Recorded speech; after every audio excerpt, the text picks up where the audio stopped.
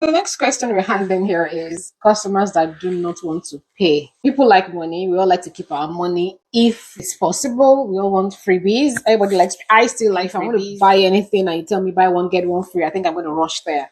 So the fact that we all like freebies, everybody, we're just human. It's natural to like free things. So when customers don't want to pay, what you're charging, okay, when you start your business, I mean, I always talk about having a business plan. So if you don't have a business plan, think about it. Or you DM me, send me a message. I have a private one-on-one class I teach on structuring your fashion business.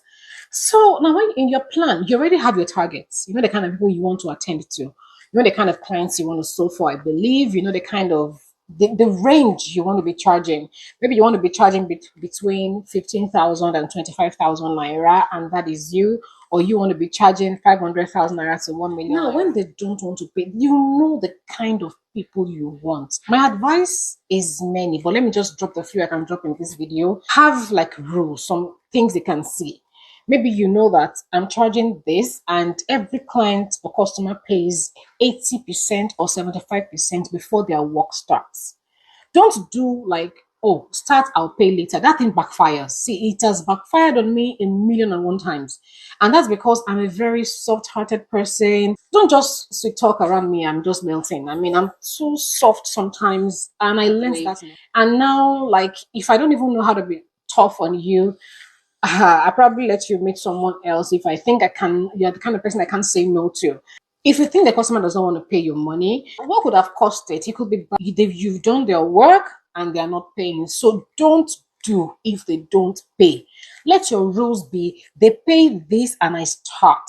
And make sure whatever they have paid has covered the bills, everything you will buy.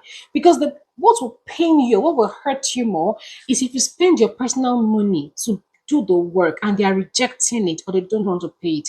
That's a big loss. Imagine you're doing that to like 50 or 100 customers. How much will you have left in your savings? So all these things, they're little money, but they count.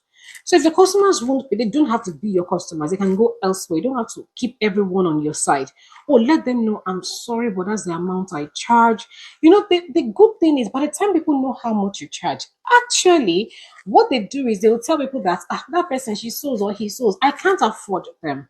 I can't afford their services, but I know you can. They'll be bringing you the kind of people they feel can afford your service. I mean, I've seen that a lot of times in my businesses.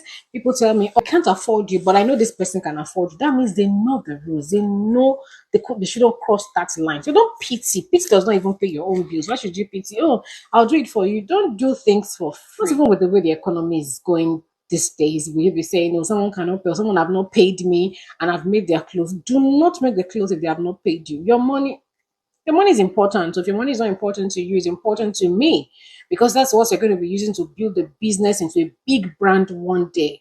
So help us God.